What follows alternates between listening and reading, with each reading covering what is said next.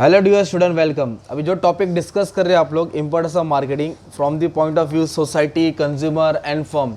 तो ये टॉपिक ज़्यादा इंपॉर्टेंट है, एग्जाम में कंफर्म पूछेगा ही पूछेगा।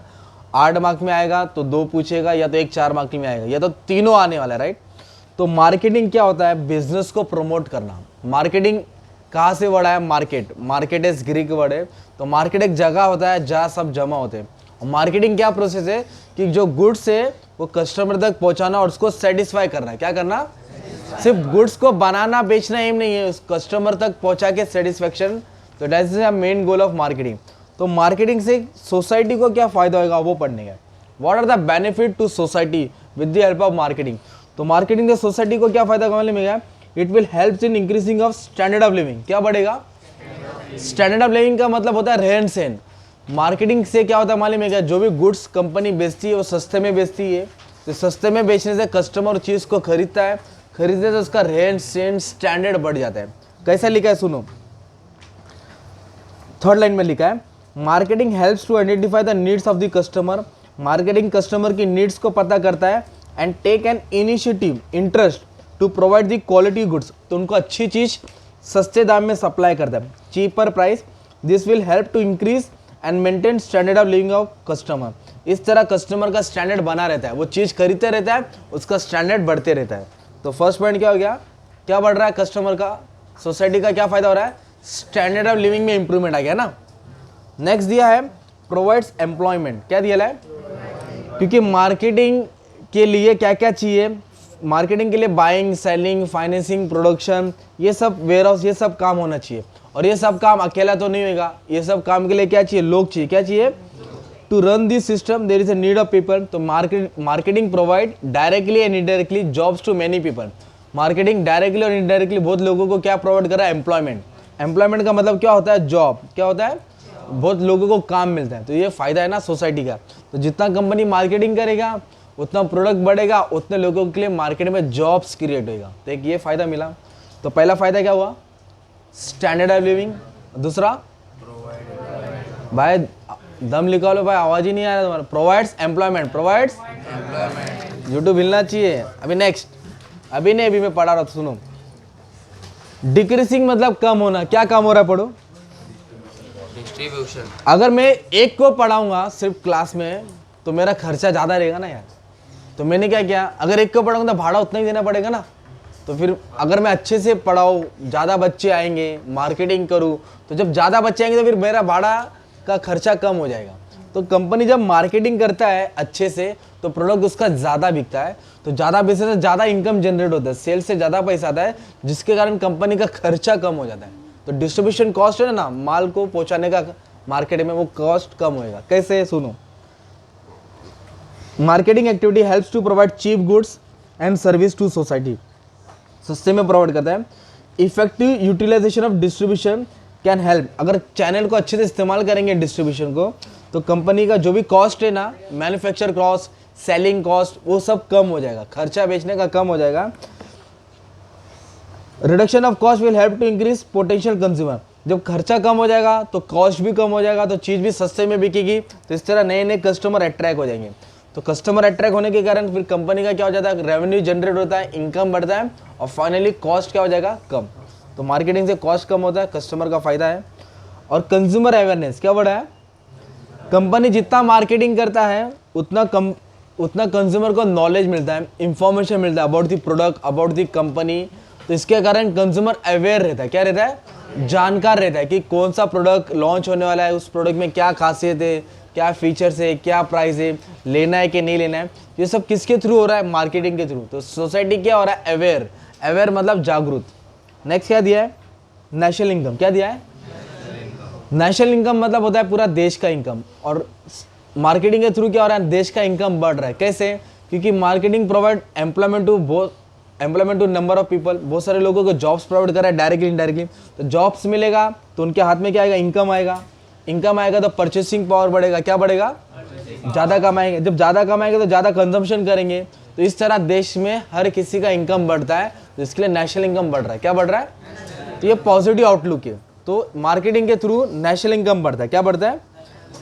क्योंकि ज़्यादा जॉब्स, मोर इकोनॉमी स्ट्रांग होएगा, स्टेबल रहेगा और बहुत सारा इनकम जनरेट होगा। ठीक है। तो ये 5 पॉइंट तुम लोग इसमें पढ़ लो, किसमें पढ़ लो, सोसाइटी में। किसमें पढ़ लो? अभी हम लोग मार्केटिंग का फायदा पढ़ रहे टू द फर्म। अगर आपकी कंपनी मार्केटिंग करेगी तो क्या फायदा होगा? अगर आपका फर्म प्रमोशन करेगा, मार्केटिंग करेगा, गुड्स को प्रमोट करेगा, तो क्या फायदा, क्या नतीजा निकल के आएगा? तो पहला क्या होगा? अवेयरनेस क्रिएट होगा। क्या क्रिएट होगा? अगर आपकी कंपनी मार्केटिंग करेगी तो आपका प्रोडक्ट मार्केट में जाएगा, तो आपका प्रोडक्ट का नाम लोगों के जहन में जाएगा। जब प्रोडक्ट का नाम जाएगा तो कंपनी का नाम आएगा। इस तरह अवेयरनेस क्रिएट हो रहा है about the product, about the company. Marketing helps in creating awareness about the existing product. नया न्यू अराइवल मतलब जब कोई प्रोडक्ट लॉन्च होने वाला रहता है तो मार्केटिंग के थ्रू वो प्रोडक्ट का अवेयरनेस क्रिएट हो जाता है, मालूम पड़ जाता है लोगों की वो प्रोडक्ट लॉन्च हो गया, आ गया है। और company will sell a particular product, this raises awareness among the potential consumer. जो पुराने कस्टमर हैं, जो प्रोडक्ट को जानते हैं, कंपनी को मानते हैं, वो परचेस करते रहेंगे। It creates brand image. तो अवेयरनेस क्रिएट होगा तो धीरे धीरे कंपनी का क्या बढ़ेगा? ब्रांड इमेज बढ़ेगा। तो मार्केटिंग का पहला फायदा क्या है? कंपनी को अवेयरनेस क्रिएट हो रहा है। क्या हो रहा है? सेकंड क्या बोला है? सेल्स बढ़ेगा ना यार। मार्केटिंग कंपनी कर रही है, इतना खर्चा क्यों कर रही है? ताकि कंपनी का सेल्स बढ़ेगा। क्या बढ़ेगा? सेल्स बढ़ेगा तो कंपनी को पैसा मिलेगा ना यार, टर्नओवर बढ़ेगा। तो जितना मार्केटिंग करेगी, जितना ऐड करेगी, उतना चीज बिकेगा, और जितना बिकेगा उतना पैसा आएगा। तो मार्केटिंग से क्या फायदा हो रहा है? कंपनी का सेल्स बढ़ रहा है। क्या बढ़ रहा है? तो सेल्स मतलब टर्नओवर। नेक्स्ट क्या है? Create trust. क्या है? तो मार्केटिंग के थ्रू कंपनी के अंदर ट्रस्ट, कस्टमर ट्रस्ट बिल्डअप हो जाता है। कैसे?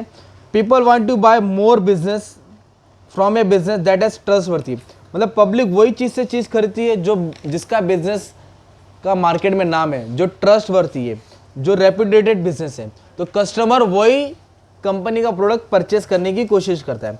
और creating trust among the customer is a time consuming process. Trust एक दिन में बिल्डअप नहीं होता है, it take number of year to build up a trust. तो creating trust among the consumer will help the business to earn loyal customer. एक बार trust जीत लिया तो कस्टमर लॉयल हो जाएगा। लॉयल मतलब वो रिपीट परचेस करते रहेगा, बार बार आते रहेगा। जब लॉयल होएगा तो दूसरों को रिकमेंड करेगा। क्या करेगा? सबको इन्फॉर्म करेगा कि आप यही प्रोडक्ट खरीदो। तो ये सब किसके कारण पॉसिबल है? Because of good marketing strategy.